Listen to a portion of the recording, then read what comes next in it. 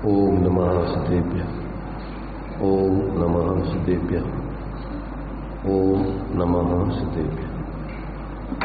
मंगलम भगवान वीरो मंगलम गौतममुनि मंगलम कुंद कुंदाद्यो जैन धर्मोस्तु मंगलम सर्वमंगल मांगल्यम सर्वकल्याणकारकं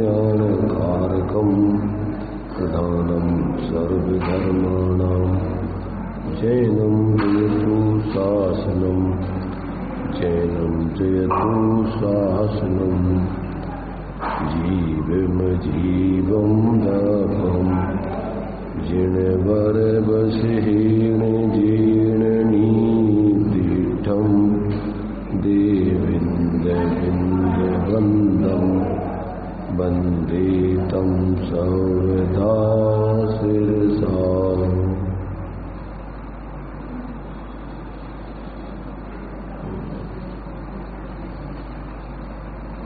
गाथा अपनी 16 चल रही है। इसमें 14 गाथा तक जीव द्रव्य के स्वरूप को बताकर अब यहाँ अजीब द्रव्यों के स्वरूप को बताया जा रहा है। क्रम से ये 5 प्रकार के अजीब द्रव्य हैं, उद्गल, धर्म, अधर्म, आकाश, काल। तो उनका सामान्य स्वरूप बता के 15वीं गाथा में अब एक एक द्रव्य का विशेष स्वरूप बताया जा रहा है। तो भी उद्गल द्रव्य की विभाव व्यंजन पर्यायों का स्वरूप इस 16वीं गाथा में स्पष्ट किया है। तो इसमें उद्गल की 10 प्रकार की जो है विभाव व्यंजन पर्याय बतलाई हैं और भी उसमें जो है फिर अंत में टीकाकार ने और भी अनेक प्रकार की जीव के जो नाम कर्म के निमित्त से जो बंध होता है उसके माध्यम से जो 4 गतियों में 84 लाख योनियों में और भी जो अनेक प्रकार की अवस्थाएं पाई जाती हैं वे सब समझ लेना इसमें। तो यहाँ पर ये इसका ज्ञान अपने लिए कराने का प्रयोजन आचार्य देव बतला रहे कि जीव अनादिकाल से अपने स्वरूप को भूलकर पर द्रव्य गुण पर्यायों में अहंकार ममकार बुद्धि करके अघृत मिथ्यात्व को धारण किए हुए चला रहा है। क्या चला रहा है? पर द्रव्य गुण पर्यायों में अहंकार ममकार बुद्धि करके और ये बिना सिखाए हुए ही और ये अघृत मिथ्यात्व को धारण करके जीता रहा है। अब यहाँ पर इन 6 द्रव्यों में जीव द्रव्य को छोड़ के 5 द्रव्य अजीब हैं। ये इसका 5 द्रव्य जो द्रव्य रूप हैं उनके जो गुण हैं उनकी जो पर्याय हैं वो जीव नहीं है, जीव की नहीं है। ऐसा भेद विज्ञान कराने के लिए परद्रव्यों से भिन्न अपने स्वरूप को ज्ञान कराने के लिए श्रद्धान कराने के लिए आचरण कराने के लिए इन सब अजीवों के स्वरूप को विस्तार से बताया जा रहा है।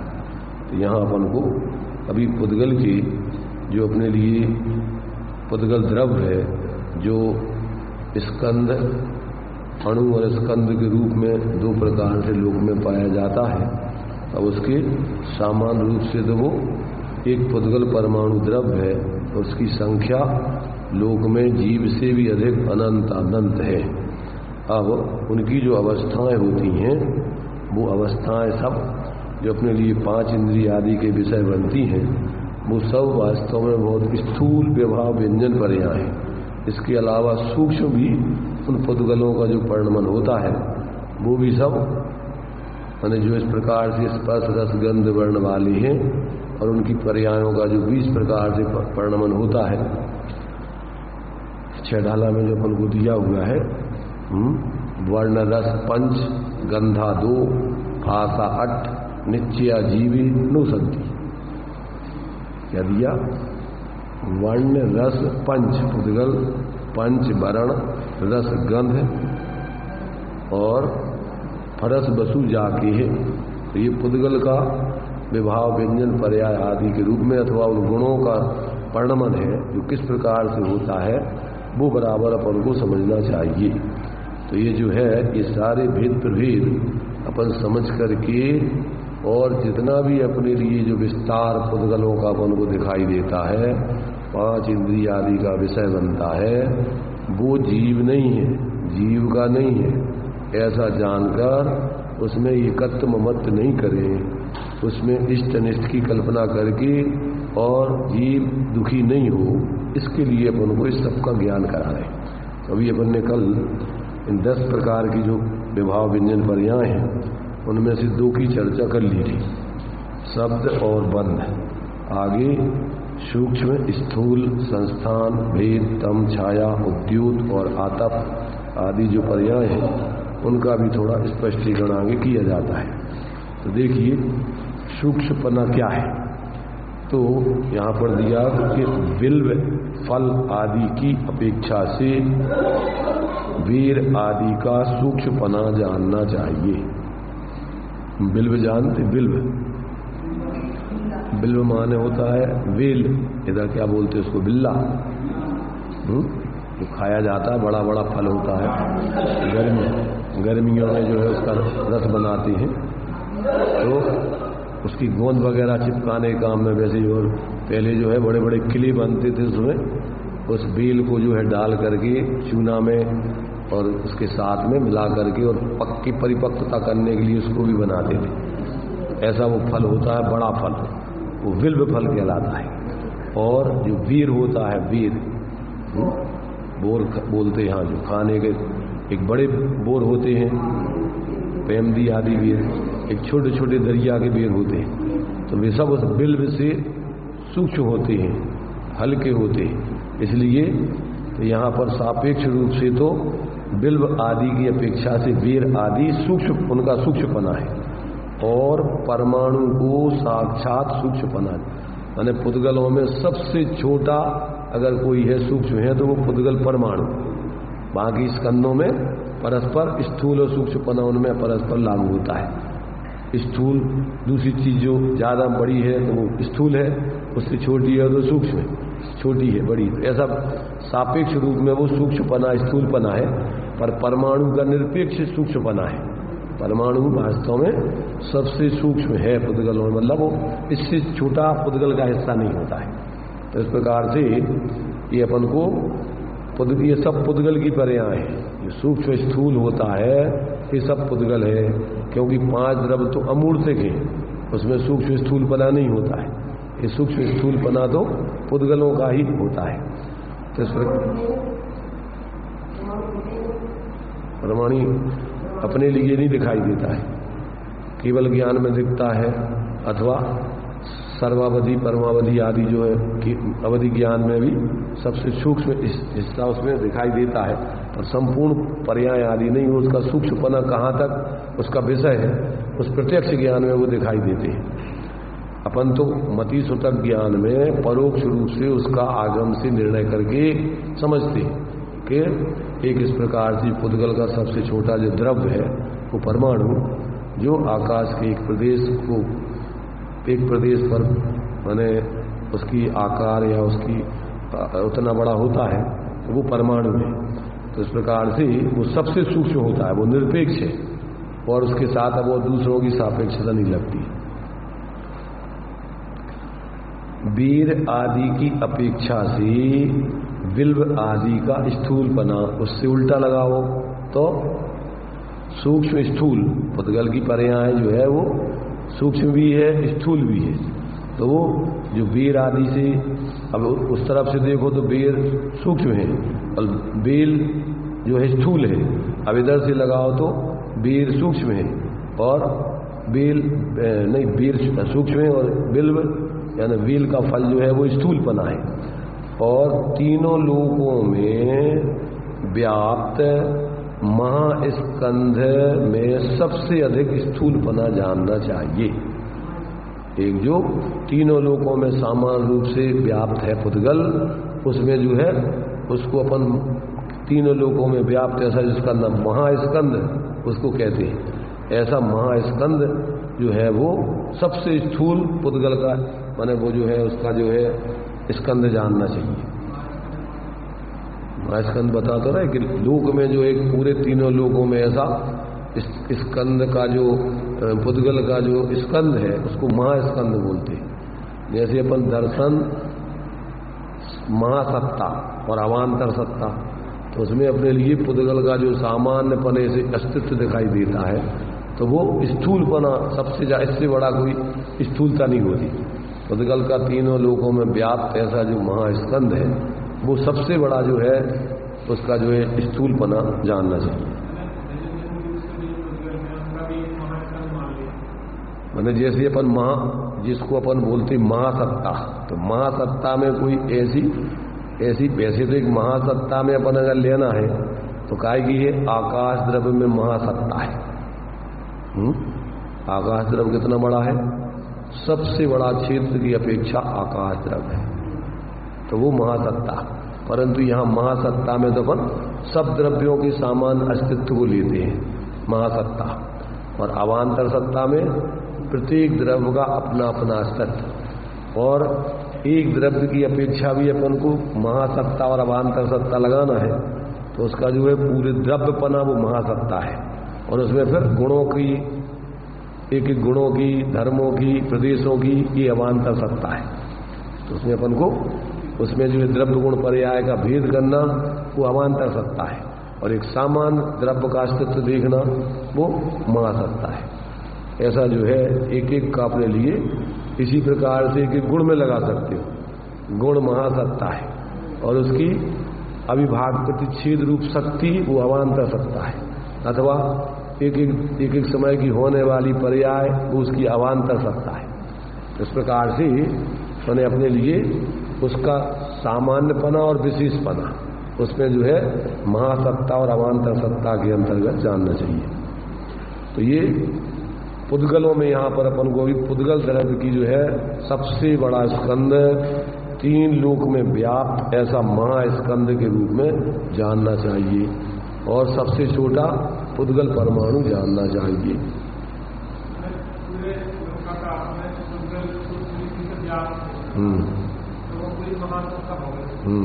और इसमें सबसे सूक्ष्म देख लें तो परमाणु वो भी सबसे उसमें फिर एक एक की अवान्तर सत्ता देखना है, सूक्ष्म स्थूल। तो जितने जितने मान लीजिए स्कंद है, संख्यात परमाणुओं का स्कंद वो सूक्ष्म, असंख्यात परमाणुओं का स्कंद वो स्थूल, फिर असंख्यात परमाणुओं का स्कंद है वो सूक्ष्म, और अनंत परमाणुओं का स्कंद वो स्थूल। ऐसे तो स्थूल और सूक्ष्मपन को इसमें दो भेद किए। एक है अपने लिए जो दृष्टिगोचर है, कौन सा है? एक जो अपने लिए दृष्टिगोचर होते हैं और एक होते हैं अदृष्टिगोचर। स्कंधों में अपन को ऐसे सूक्ष्म पन्ने को धारण करके यदि पुद्गल परमाणु सारे पुद्गल इकट्ठे होकर एक स्कंध बन जाए तो अपन को वो आंखों का विषय नहीं बनेगा। स्थूल रूप में उसका परिणमन दो प्रकार का होता है, एक सूक्ष्म और एक स्थूल। तो जब वो सूक्ष्म पने को धारण करके यदि परिणमित होते हैं तो एक प्रदेश में पूरे तीनों लोकों में रहने वाले सारे पुद्गल परमाणु आ सकते हैं। सब बाण ठाण दाण रहम, आकाश में ऐसी सामर्थ्य है और पुद्गलों में भी ऐसी शक्ति है कि वो सूक्ष्म पने को धारण करके एक प्रदेश पर रह सकते हैं। इस प्रकार से ये सूक्ष्म और स्थूल पना उनका अपना स्वयं का ही परिणमन है, और वो जब सूक्ष्म पने से परिणमन करते हैं ऐसे अनंत पुद्गल परमाणुओं के स्कंद भी अपन को दृष्टिगोचर नहीं होते, और जब वो स्थूल पने से परिणमन करते हैं तो अपन को ये चक्षु इंद्रिय आदि के माध्यम से, स्पर्शन इंद्रिय आदि के माध्यम से ज्ञात होते हैं। अभी अपन देखो ना कि जैसे मान लीजिए जितनी वर्गणा है सूक्ष्म कारमाण वर्गणा आदि, अब उनमें सबसे ज्यादा परमाणु होते हैं। जो 5 प्रकार के शरीर बतलाए हैं उनमें सबसे सूक्ष्म है कारमाण वर्गणा, और कारमाण वर्गणाओं में एक एक से असंख्यात और अनंत पुद्गल आगे आगे अनंत परमाणुओं की अधिकता है। तो वो अब वो सूक्ष्म पने को धारण किए, जबकि ये स्थूल रूप में जो अपन को जैसे मान लीजिए औदारिक शरीर है अब ये स्थूल है। फिर बैक्टीरियक शरीर है, उससे सूक्ष्म है। फिर आहारक शरीर है, उससे सूक्ष्म है। और तेजस शरीर है, उससे सूक्ष्म है। और कारमाण शरीर सबसे सूक्ष्म है।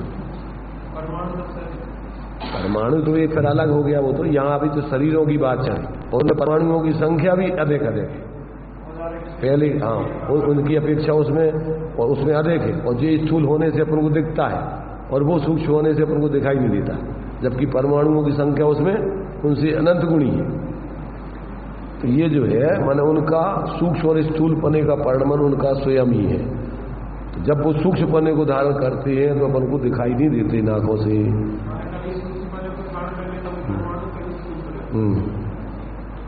तो इस प्रकार से ये अपने लिए यहाँ पर इस सूक्ष्म और स्थूल पने रूप जो उनकी अवस्थाएं होती हैं, सब पुद्गलों की विवाह व्यंजन पर्याय जानना। परमाणु जो है वो स्कंद नहीं है, वो सबसे सूक्ष्म यानी सबसे छोटा हिस्सा माने जो अपन को दृष्टिगोचर आदि नहीं होता है, ऐसा वो सबसे माने छोटा हिस्सा पुद्गल का परमाणु जानना।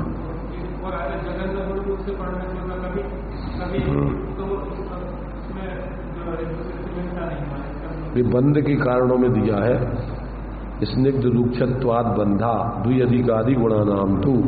तो जब उनका जो है उन शक्तियों का विभागी प्रतिच्छेद, स्निग्ध रूक्ष शक्ति जो है उसमें परिणमन करने की, जब उसमें जघन्य परिणमन होता है एक तुम्हारे से अविभागी प्रतिच्छेद रूप, तब वो बंध के अयोग होता है परमाणु। और दो आदि इस माने जो स्निग्ध अथवा रूक्ष रूप से शक्ति के अविभागी प्रतिच्छेद जो परिणमित होते हैं तो वो बंध के युग हो जाते हैं। इसलिए शुद्ध अवस्था में परमाणु के सबसे जघन्य स्निग्ध और रूक्ष पने का परिणमन वहां पर पाया जाता है। इसलिए जब दो या दो से अधिक वो स्निग्ध रूक्षत्व पने को धारण करते हैं तो उन्हें अशुद्ध परमाणु कहते हैं। अब वो स्कंद आदि रूप में फिर बंधन को प्राप्त होते हैं और उनका परिणमन फिर वो अपने अपने हिसाब से चलता रहता है। तो उसमें चार गुणों का परिणमन अशुद्ध चलता रहता है, माने वो अर्थ पर्याय जो स्पर्श रस गंध वर्ण गुण है, उन गुणों का परिणमन भी स्कंद अवस्था में अशुद्ध चलता है पर सापेक्ष। और शुद्ध अवस्था होने पर उन अर्थ पर्यायों का भी शुद्ध परिणमन होता है और व्यंजन पर्याय भी पुद्गल परमाणु की वो शुद्ध कहलाती है। तो इस प्रकार से जो पर्यायों का परिणमन दो प्रकार से होता है, कौन सी? अर्थ पर्याय और व्यंजन पर्याय। पर एक का परिणमन शुद्ध और अशुद्ध, अर्थ पर्याय अशुद्ध और शुद्ध, व्यंजन पर्याय शुद्ध और अशुद्ध। तो प्रतिसत्व गुण को छोड़ के बाकी गुणों के परिणमन को अर्थ पर्याय कहते हैं। जिस शक्ति से छोटा कोई हिस्सा नहीं होता दूसरा, तो सबसे शक्ति का सबसे छोटा अंश वो अविभागी प्रतिच्छेद कहलाता। जैसे परमाणु स्कंद का सबसे छोटा हिस्सा है, इससे और अब आगे परमाणु से छोटा नहीं हो सकता पुद्गल। वो सूक्ष्म अंश नहीं, पुद्गल द्रव्य ही है। हाँ, सूक्ष्म माने पुद्गल परमाणु ही वास्तव में वो द्रव्य है और वो उसका नाम ही माने क्या है? पुद्गल है। वो पुद्गल द्रव्य है। तो वो माने सबसे उसको अपन स्कंद की अपेक्षा सबसे छोटा हिस्सा कहते हैं, परंतु द्रव्य की अपेक्षा वो पूरा है अपने आप में, वो छोटा बड़ा नहीं होता है। परंतु यहाँ शक्ति के अविभागी प्रतिच्छेद, जैसे मान लीजिए अपन ये देखो कि रंग है, रंग तो रंग का कितने प्रकार से कालापना होता है, कितने प्रकार का सफेदपना होता है, कितने प्रकार का पीलापना होता है, कितने प्रकार का नीला होता है, कितनी कितनी उनकी क्या है बढ़ती जाती है, सामर्थ्य बढ़ती जाती है, घटती जाती है। ऐसे ही वो उसकी परिणमन करने की अविभागी प्रतिच्छेद, ये सारा का सारा अपन को जो इंद्रियों का विषय बनता है कि बहुत स्थूल परिणमन माने उनका विभाव परिणमन है। काय का? गुणों का भी दो या दो से अधिक अविभागिक प्रतिच्छेद रूप जो परिणमन होता है वो सब उसका वैभाविक परिणमन है, स्वाभाविक परिणमन नहीं है। तो उनका शुद्ध परिणमन पर निरपेक्ष परमाणु जो होता है उसमें जो अविभागी प्रतिच्छेदों का परिणमन एक रुक्ष और एक स्निग्ध रूप होता है, वो उनका शुद्ध परिणमन है उसका। उस अवस्था में उनके जो रस का जो परिणमन, स्पर्श का, रस का, गंध का, वर्ण का जो परिणमन होता है, वो उसका शुद्ध अर्थ पर्याय रूप परिणमन कहलाएगा। और जो 2 या 2 से अधिक रूप परिणमन होता है, स्कंधादि में बंध का कारण बनता है, वो सब उनका अशुद्ध परिणमन, परसापेक्ष परिणमन हो जाता है।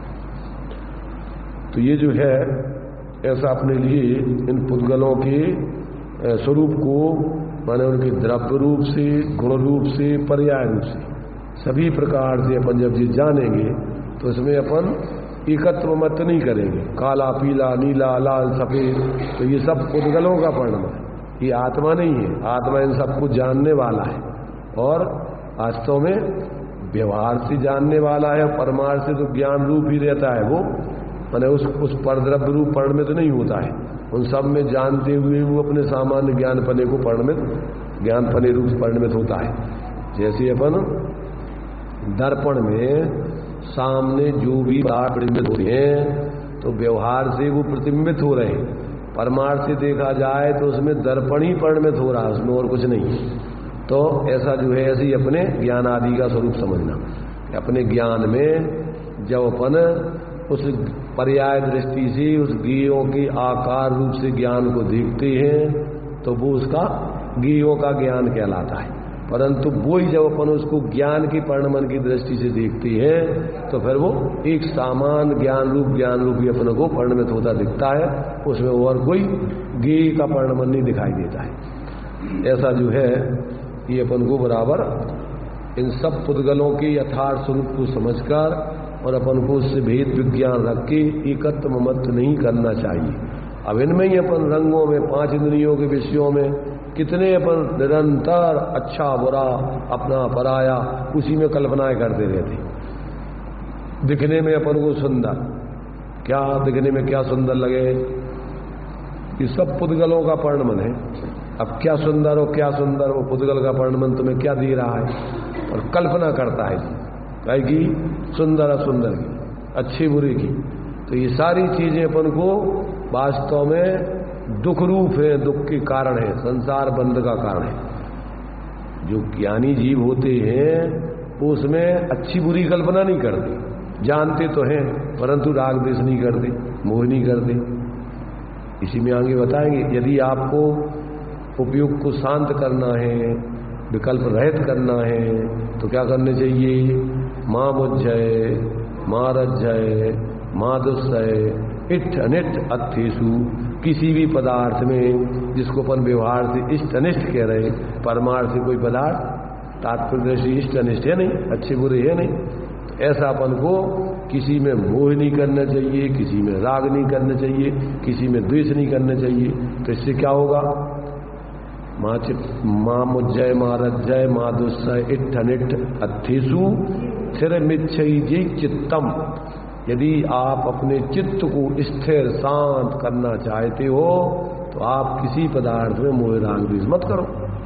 विचित्र अपन बोलते हैं कि इनमें जब राग द्वेष नहीं करेंगे तो क्या होगा?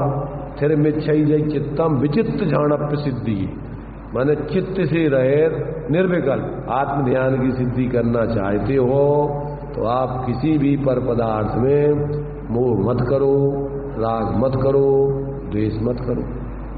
ये सुखी होने का उपाय है। जिन ज्ञानियों ने अपने जीवन में इस विधि से सुख को पाया, अपन को प्रेरणा दी, यदि तुम्हारे लिए दुखी नहीं होना है तो राग द्वेष मोह मत करो। क्यों?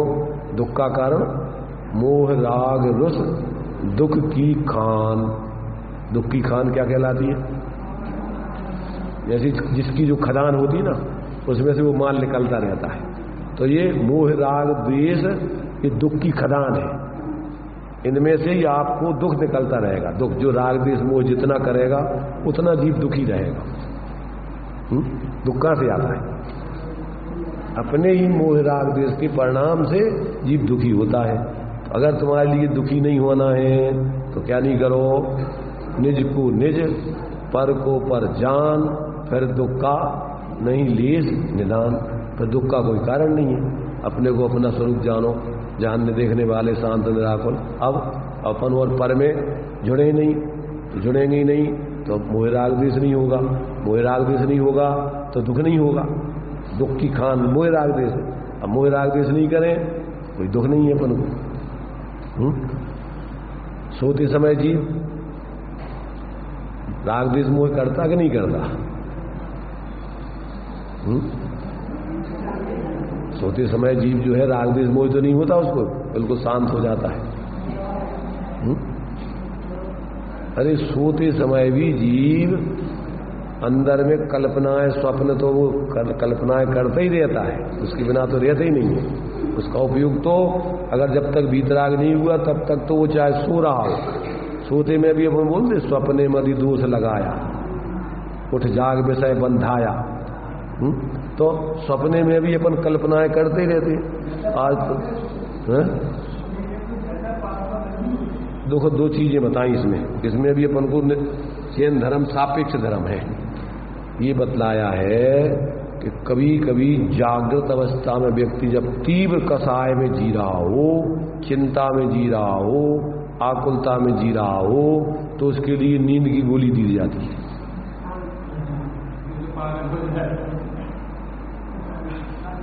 तो फिर उसको सोना अच्छा है, इसलिए उसको नींद की गोली देकर सुलाया जाता है। जब वो बहुत पगले आ गया हो, तीव्र कसाय कर करके दुखी हो रहा हो, पागल लोगों को ज्यादातर नींद की गोली दी जाती है, क्योंकि वे ज्यादा सोचते हैं, बहुत कसाय करते हैं, इसलिए उनको नींद की गोली दे करके और उनको ज्यादातर बेहोश सुलाया रखा जाता है। तो मतलब ये है कि वो नींद में जागृत अवस्था में यदि आप धर्म ध्यान कर रहे हो, यदि आप क्या है कसाय ज्यादा नहीं कर रहे हो, तत्वाभ्यास आदि कर रहे हो, तो आपके लिए निद्रा प्रमाद है, असावधानी है। उसमें आपको क्या है स्वरूप की असावधानी हो जाती है, तीव्र बंध होता है। परंतु यदि जागृत अवस्था में आप तीव्र कसाय में पड़े हो, चिंता में पड़े हो, तो फिर क्या होता है? तो नींद लेने में आपको उतना आश्रबंध नहीं होता है, उतनी कसाय नहीं होती है। उसमें आदमी माने थोड़ी मंद कसाय रूप में सो जाता है। और नींद भी देखो तीव्र कसाय में नींद भी नहीं आती, निष्कसाय में नींद नहीं आती और तीव्र कसाय में नींद नहीं आती। अनंत भगवान निष्कसाई हो गए तो उनको नींद आती क्या? 18 दोष से रहे थे। मुनिराजों के भी कसाय बहुत, 3 चौकड़ी कसाय का भावपूर्वक संजुलन कसाय थोड़ी सी रह गई, तो उनको कितनी नींद आती? भू माह पिछली रयन में कछु शयन एक आसन। बहुत अल्प मात्रा में उनको क्या है निद्रा आती है, प्रमाद होता है, ज्यादा नहीं सोते। और जब कसाय बिल्कुल नहीं हो तो नींद का कोई काम ही नहीं है। नींद तो अपने स्वरूप की असावधानी पूर्वक होती है। तो ये जो है ये अपन को इन सारी बातों को समझ करके और जब अपन ध्यान पूर्वक जीवन जीते हैं तो ऐसे व्यक्ति का जीवन ही वास्तव में सच्चा जीवन है। और मोह पूर्वक अज्ञानता पूर्वक का जीवन तो वास्तव में जीवन नहीं है, मौत है। स्वरूप की असावधानी तो भाव मौत है। अपन बोलते भाव मरण और भाव जन्म सदियों से करता आया। तो अपन अपने स्वरूप को भूल करके जिए तो वो तो वास्तव में मौत ही है। इसलिए ज्ञान जागृत करके जीना ही वास्तव में आत्मा का जीवन है। और मोह पूर्वक तो अपन तो मोह नींद से उठ रहे चेतन, तो मोह को तो निद्रा का रूप दिया है कि जीव नींद ही में है। वो तो अज्ञानी व्यक्ति तो सोता ही रहता है, रात दिन सो ही रहा है, क्योंकि अपने स्वरूप का उसको होता ही नहीं है। तो ये जो है यहाँ अपन को इन सारे पुद्गल आदि की द्रव्य गुण पर्यायों का यहाँ पर भेद विज्ञान करने के लिए जानकारी दी जा रही है कि सब अपने लिए पुद्गल का स्वरूप जानना है।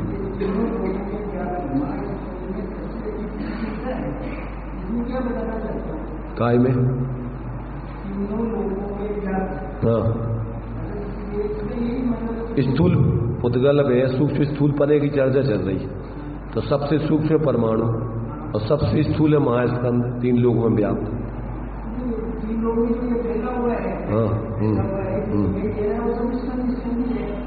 नहीं स्कंद नहीं है, उसमें तो पुद्गल परमाणु भी है। यहाँ तो एक क्या है देखो, एक सूक्ष्म रीति से तीनों लोकों में महास्कंद व्याप्त है। अपन को ऐसा दिखाई नहीं देता है, वो चूंकि सूक्ष्म है इसलिए अपने ज्ञान में नहीं आता है। तो वो जो इस प्रकार तीनों लोकों में जो व्याप्त है, ऐसा जो सूक्ष्म पने से परिणमित है, वो सबसे स्थूल महास्कंद का कह रही है। तो ये व्याप्त महास्कंद सबसे अधिक स्थूलता वाला है, बड़ा है। ठीक है,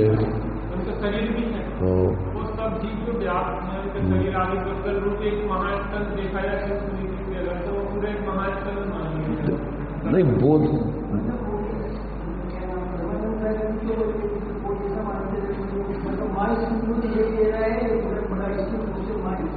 क्या स्कंद में वो सामान्य रूप से अपन लगा सकते हैं उसको। अपन को पूरी दुनिया में जो कुछ भी दिखता है, जैसे अब अपन ऊपर देखते हैं, सुनो ऊपर देखते हैं अपन को तो आकाश ऐसे नीला नीला दिख रहा है, तो नीला नीला क्या है? आकाश तो अमूर्त है, वो तो दिखाई देते नहीं आंखों से। तो ये सब पूरा का पूरा पुद्गलों का समूह है वो।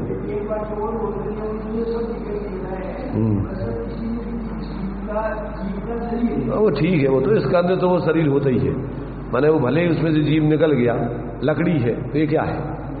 सब इस शरीर है, ये तो पत्थर है, जितनी धातुएं है ये सब क्या है? शरीर, जीव के शरीर ही के है, क्योंकि वो शरीर आत्मा को निमित्त पा करके वो औदारिक आहार वर्णाएं औदारिक शरीर आदि का रूप धारण करते हैं। ये सारा का सारा जो एक इंद्रिय स्थावर जीव है, पृथ्वी, जल, अग्नि, वायु, वनस्पति, ये सब उसी के तो शरीर है।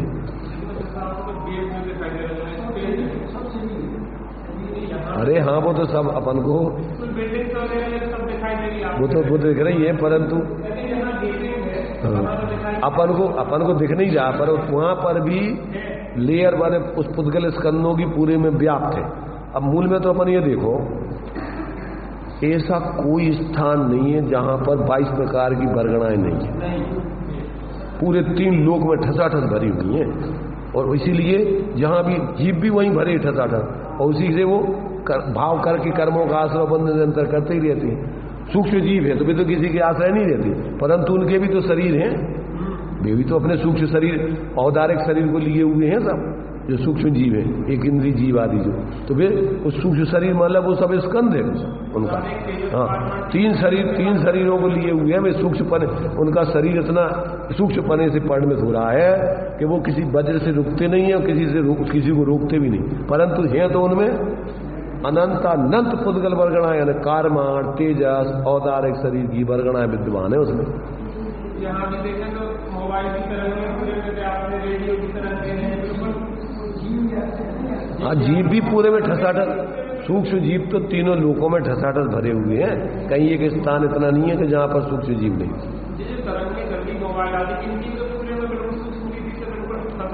अब वो सब चल रहा है, शब्द वर्गणाएं, ये 22 प्रकार की वर्गणाएं है ना, तो वे वर्गणाएं शब्द जो अपन टकरा करके आवाज आती तो वर्गणाएं होंगी, जब ही तो आवाज पूरे में पहुंचेगी, तब कैसे पहुंचेगी?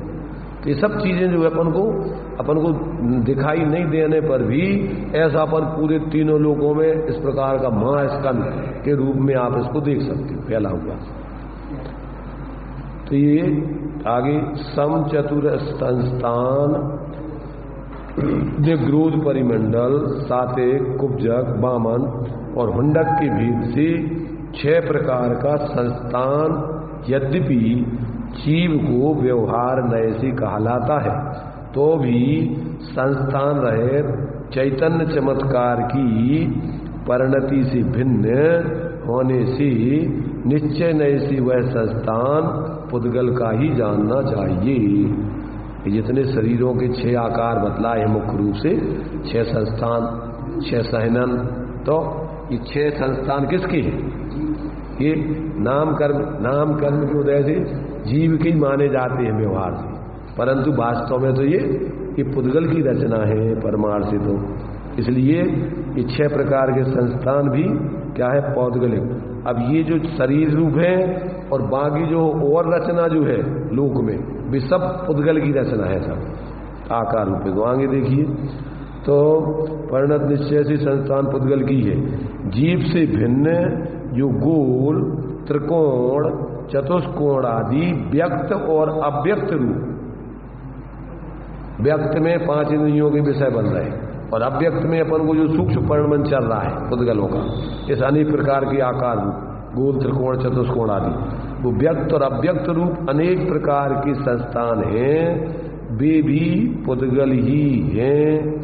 और गेहूं आदि के चूर्ण रूप तथा घी, शक्कर आदि रूप अनेक प्रकार के आकार भी ये संस्थान भेद के पुद्गल से ही जानना चाहिए।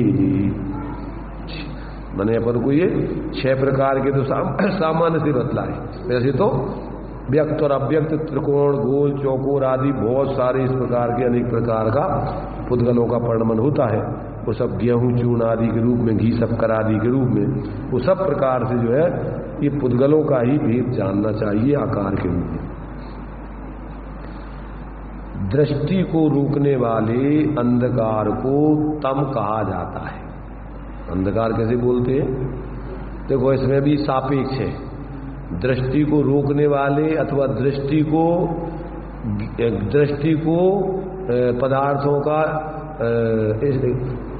दिखाने वाले, अंधकार जो है दृष्टि को रोकता है, दृष्टि को देखने में कारण बनता है। उसी अंधकार में उल्लू, चमगीदड़, बागल आदि पक्षियों को, बिल्ली, इन सबको दिखाई देता अच्छा स्पष्ट। तो अब वो ये बताओ कि वो अंधकार सापेक्ष रूप में अपन लोगों के लिए जो दृष्टि देखने में बाधक है वो कहलाता है अपनी दृष्टि से, और उनकी दृष्टि से तो वो दृष्टि में साधक है, उनके देखने में साधक है, बाधक नहीं है, दृष्टि को प्रकट करने में निमित्त होता है। तो ये भी सब माने अपन को अंधकार का स्वरूप बताना सामान्य से, तो वो तो इस प्रकार प्रकाश, जो प्रकाश है वो उससे विपरीत इस प्रकार का अंधकार जानना। वृक्षादि के आश्रय से होने वाले तथा मनुष्य आदि की प्रतीक छाया रूप जो है उसे छाया जानना चाहिए। मिल गया सबको? विमल चंद जी मिल गया तुम्हें?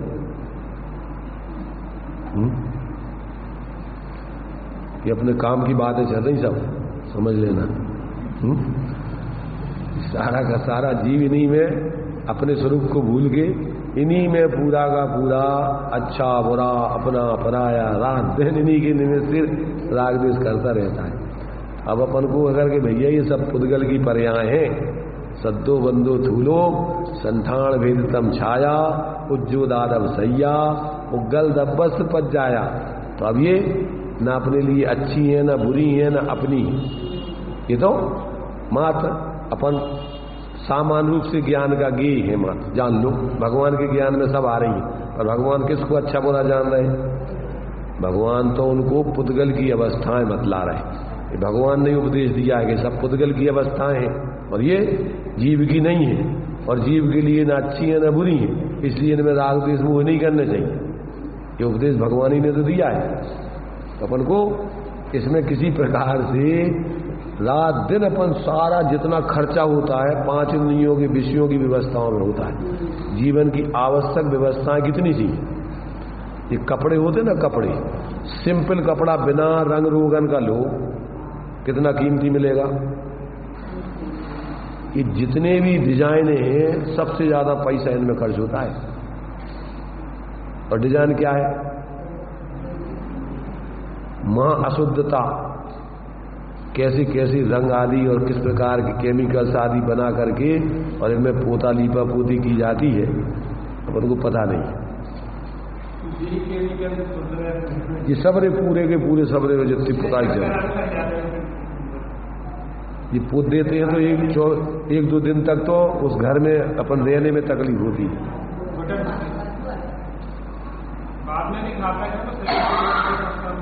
अब प्राकृतिक जीवन अपन को पसंद नहीं है, अपन को सारा नकली कृत्रिम जीवन पसंद है, पूरा टोटल।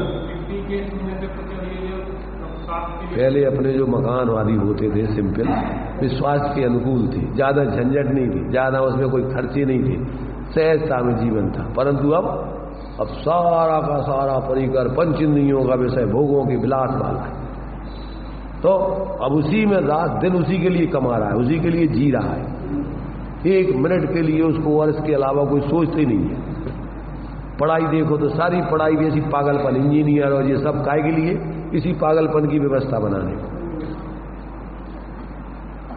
जिंदगी पूरी उसी में लगी रहती हो, कंप्यूटर में दिमाग पूरा लगा रहते हैं, ऐसी डिजाइन बनने चाहिए, ऐसी बनने चाहिए कपड़े, इनको ही लाखों रुपये उसके दिए जाते हैं काहे कि ये सब फैशन डिजाइन बनाने के। इनकी नौकरी वही है, अकेली डिजाइन बना के देते रहना बस कंप्यूटर पे। उसी में नौकरी कर करके बैंकों में पैसा भी अब का है, अब तो मोबाइल पे अपने करो, अक्षर गिनती परछाई दिखती है अकेली, ये पैसे बैंक में पहुंच गए, ये पैसे निकल आए, ये यहां से वहां पहुंच गए, न कुछ आ रहा न जा रहा, सब कपोल कल्पना है।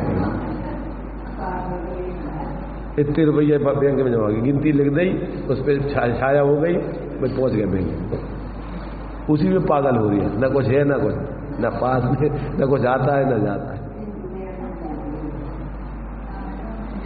इतना कृत्रिम जीवन हो गया व्यक्ति का कि आदमी से आदमी टाइम नहीं है उनको। नौकरी करने वाले रात दिन घर में बैठे बैठे वहीं बैठे हो, घर में किसी से बात नहीं करते, टाइम ही नहीं है उनके पास। पूरी कपोल कल्पना है, कुछ नहीं है। क्या है उसमें? लाइट के फॉक्स पड़ते रहते, आकार बनते रहते, उसी में अपन संकल्प विकल्प करते रहते। तो ये जो है, जब व्यक्ति को बोध हो जाता है सच्चा ज्ञान, तो इस सारे विकल्प छोड़ के व्यक्ति अपना निर्विकल्प अतीन्द्रिय आनंद भोगता है।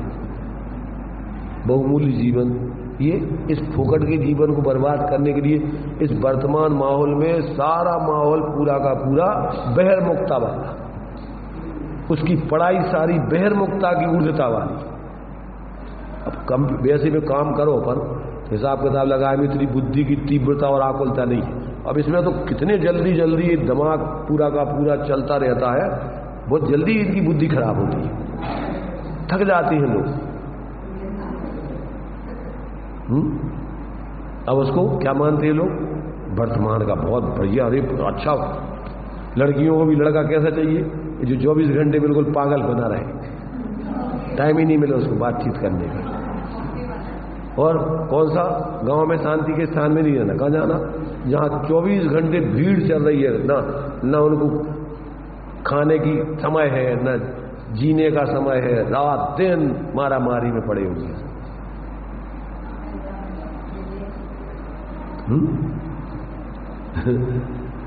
मतलब ये है कि जिसको अगर ये तत्व ज्ञान नहीं हो तो उसका जीवन तो पूरा का पूरा बहिर्मुखता में, तीव्र आकुलता में, पागलपन में व्यतीत होता है।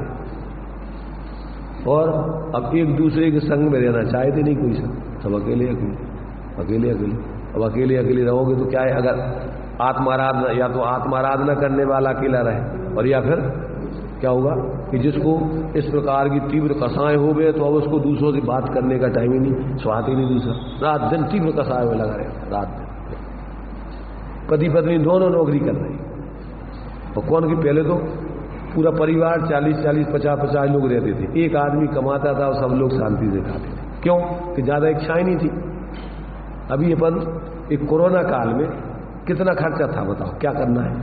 घर में बैठे रहना, तौलिए लपेटे बैठे रहो, बनियान पहने बैठे रहो, ना तो कपड़ा पहन, ना मोटरसाइकिल पे जाना कहीं, ना कहीं कुछ करना है, सीधी जो अपने हाथ से बना लो, खा लो, रोटी 2 टाइम बैठे रहे। कितना खर्चा है? कोई खर्चे का काम ही नहीं है। और बढ़िया आराम से सब आपस में बढ़िया आप चर्चा करो, बैठो आराम से, प्रेम से। तो मतलब अब वो अपन को पाप के उदय से आया था कि पुण्य के उदय से? लोगों को जीवन सिखा दिया उसने, कैसा जीना चाहिए। जब अपन भीड़ भड़क्का में नहीं जाके एकांत में रहना है तो शांति से कैसे रह सकते हैं? जो लोग कभी जिनने रोटी नहीं बनाई, जब भी कोई काम नहीं किया, वे सारे सब काम सीख गए पूरे। एक दूसरे के कोई न मिलना, न जाना, न आना। शादी करना है तो वहीं के वहीं करना है तो नहीं कर लो, 2 जने में मिल के बस हो गया शादी। कोई बारात में नहीं, बारात नहीं आएगी, अरे ये तो पागलों की टीम है, ढोल ढवक कर लेके जा रहे हैं, किधर से आ रहे थे? शादी तुम्हें 2 जनों को रहना है तो 2 जने बस स्वीकार हो गई, तुम्हारी हो गई ना शादी। अब वो भीड़ इकट्ठी हो रही है और साहब बारात जा रही है और दूल्हा जा रहा है और घोड़ा पे बैठा हुआ है और डांस हो रहा है। अब पागलपन के कार्यक्रम पूरे चलते गए थे। कितनी बर्बादी, कितना खर्चा, कुछ लेना ना देना।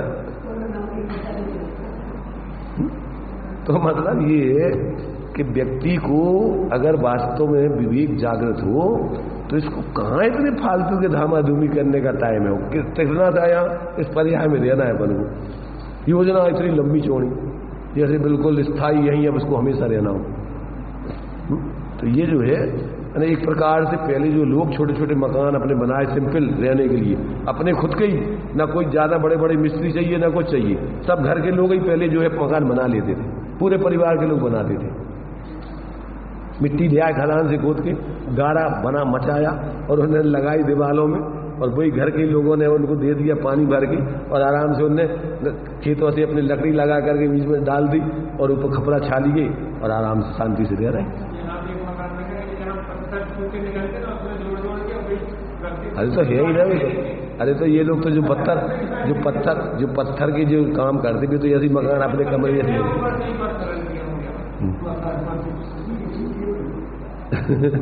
तो कितना सरलता का जीवन, कोई अपन को ज्यादा मोह नहीं है, अपन ने ज्यादा उसमें आसक्ति की नहीं, तो जब अपन जाएंगे तो अभी फ्री होकर ऐसी सहजता में चले जाओ, ना अपन को ज्यादा चिंता ना दूसरों को भी चिंता। तो मतलब अपना यदि अब ये अपन जीवन अभी अब ऐसा जीवन करे तो पागल है इस आदमी को। अगर अपन प्राकृतिक जीवन जियो तो लोग समझेंगे कि इसकी बुद्धि खराब हो गई। तो मतलब अब तो क्या है, हर व्यक्ति के लिए हर चीज स्टैंडर्ड की चाहिए, और उसमें उस स्टैंडर्ड में इसकी सारी मिट्टी पलीद हो रही है। उसकी कितनी व्यवस्थाएं, कितना उसकी चिंता रखाने का, ये वो सब, और स्वास्थ्य के लिए हानिकारक। पक्के मकानों में ना हवा आती है ना कुछ, बंद कर दिया चारों तरफ, पूरे लगा दिए कांच, अब उसमें हवा ही नहीं आ रही। अब आदमी वैसे ही अस्वस्थ मर जाए जल्दी। और फिर उतने पे थोड़ी बहुत अगर जंगला लगाए तो उनमें पर्दा लगा दिए, और कहीं से बिल्कुल कोई बिल्कुल हवा ही आ ही नहीं बिल्कुल। बोले आदमी इतने जल्दी भी मरेगा भाई, उसके लिए प्राकृतिक शरीर तो अपने लिए सब चीजें चाहिए, प्रकाश भी चाहिए, वायु भी चाहिए, सब चाहिए। अब अपन इतना क्या हो गया बुद्धि में लोगों की। तो ये सब अपन को भैया इन पुद्गलों में मूर्छित होगा, अपन अनादिकाल से भटक रहे व्यर्थ है। अब अपन अपना असली जीवन जीने का प्रयत्न करो, अपन इन सब विकल्प, इन बाहर की चीजों में मूर्छित ना होके अपने स्वरूप की आराधना में जियो। मूल तो ये है आचार्यों को बताने का। तो ये जो है ये अपन को जो पुद्गल के आकार है इस संस्थान के रूप में इस प्रकार से अनेक प्रकार से जानना चाहिए। 6 प्रकार के जो समचतुरस्तादि संस्थान है, और इसके अलावा भी जो पुद्गल की जो है त्रिकोण, गोल, त्रिकोण, चतुष्कोण, व्यक्त, अव्यक्त अनेक प्रकार की जो है संस्थान होती हैं, वे भी सब पुद्गल ही है। और गेहूं आदि के चूर्ण, घी, शक्कर आदि जो भी है वो सब पुद्गल की अवस्थाएं हैं, आकार है। इस प्रकार से ये सब पुद्गल की अवस्थाएं जानना चाहिए। दृष्टि को रोकने वाले अंधकार को तम कहा जाता है। वृक्ष आदि के आश्रय से होने वाले तथा मनुष्य आदि की प्रतिछाया रूप जो है उसे छाया, वो भी पुद्गल की पर्याय है। चंद्र के विमान में तथा जुगनू आदि त्रियंच जीवों में उद्योत होता है, वो भी सब पौद्गलिक है। और सूर्य के विमान में और अन्य भी सूर्यकांत मणि आदि विशेष प्रकार की पृथ्वी काय में जो उष्णता होती है वो आतप जानना चाहिए। अब अंत में जो है सारांश क्या कहती है?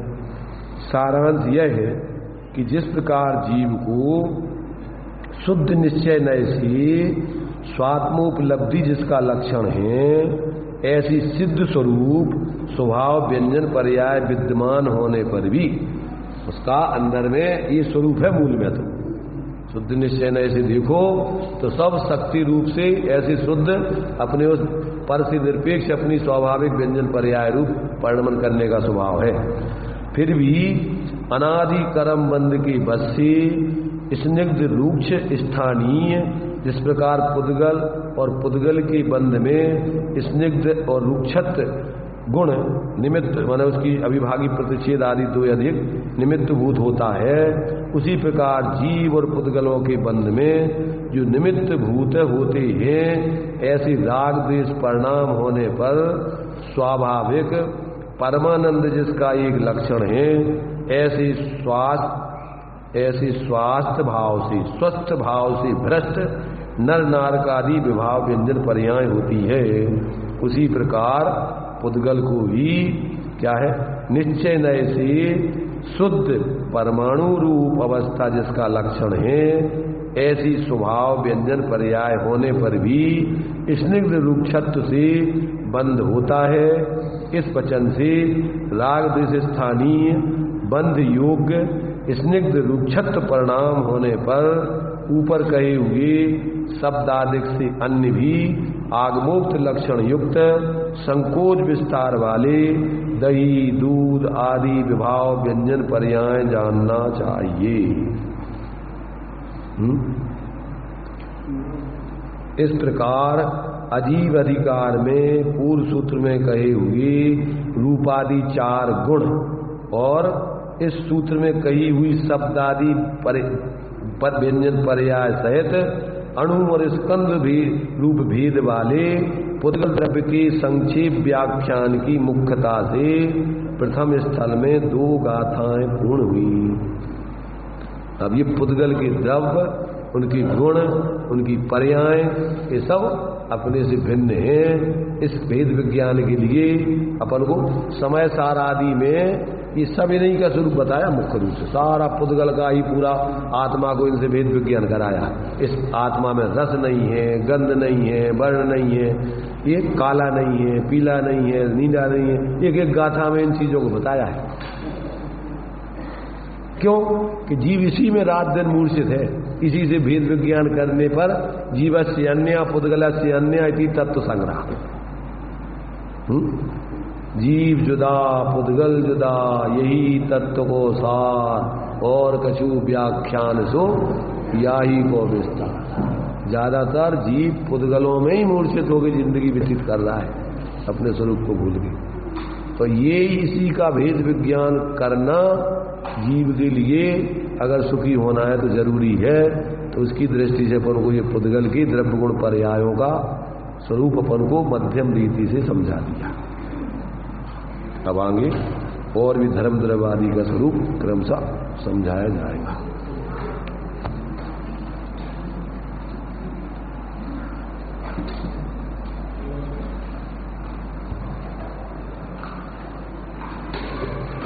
जिसके श्रृंगारों में मेरा यह महंगा जीवन घुल जाता।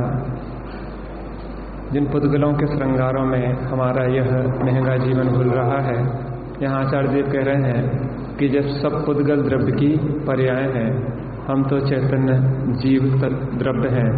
हम जब उसकी पृथकता देखेंगे तो पर में अपनापन हमारा छूट जाएगा। यहाँ पे सद्दो बंधो सुहमो थूलो संठान भेदतम छाया उज्जो दादव सैया पुद्गल द्रव्य पच जाए। यह 10 पुद्गल द्रव्य की पर्याय बताई हैं, जिसमें आज अपनी चर्चा चली। सब सद्दो शब्द भाषात्मक और अभाषात्मक आदि के भेद से शब्दों की चर्चा चली। बंध जीव और पुद्गल का बंध और पुद्गल और पुद्गल का बंध है, इस तरीके से बंध होता है। इंद्रियों से के द्वारा अग्राह्य सूक्ष्म है और इंद्रियों के द्वारा ग्राह्य जो है वह स्थूल पुद्गल है। संस्थान आदि जो आकार हैं वो क्या है? आकार है। त्रिकोण, चतुष्कोण, गोल आदि भी आकार है। स्कंधों का जो कोई भाग होता है उसे क्या कहते हैं? खंड कहते हैं। जो दृष्टि को रोके उसे अंधकार कहते हैं, तम कहें या अंधकार कहें। मनुष्य आदि की जो छाया पड़ती है उसे क्या कहते हैं? छाया। चंद्रमा अर्थात अथवा चंद्रकांत मणि का प्रकाश उद्योत कहलाता है। सूर्य अथवा सूर्यकांत मणि का प्रकाश आतप कहलाता है। यह सब पुद्गल द्रव्य की पर्याय हैं। जड़ चेतन की सब परिणति प्रभु अपने अपने में होती है। अनुकूल कहें प्रतिकूल कहें सब झूठी मन की वृत्ति है। हम अपनी सत्ता में अपनापन करें, अपना श्रद्धान ज्ञान स्थिरता करें, जिससे हम सुखी हों, इसी भावना से। जो है जो अपन ने एक मिनट इसमें पढ़ा है, भेद का प्रकरण इसमें मैंने इसमें क्या बोलते हैं, टीका में हमें लगता छूट गया है, भेद का खुलासा नहीं दिया है इसमें। ये जो सूक्ष्म स्थूल दे दिया, फिर आकार दे दिया, फिर अंतम दे दिया, तो इसमें जो भेद का विषय है वो इसमें आया नहीं। शब्द बंद सूक्ष्म स्थूल संस्थान भेद, संस्थान के बाद भेद, इसका खुलासा रह गया। खंड, भेद खंड को कहेंगे ना? कहाँ पे खंड कहें या भेद कहें? इसमें नहीं कह रहे, इसमें इस टीका में खंड कोई बोलते, इसमें वो खुलासा रह गया, स्कंदों का कोई भाग खंड का। तो खंड पने का ब्याह इसमें जो है स्वरूप इसमें रह गया, शायद दे नहीं पाए वो, इसमें संस्कृत में होना चाहिए। परंतु स्थूल जगत महास्कंद और संस्थान भेद यदि व्यवहार न से चतुर्थ।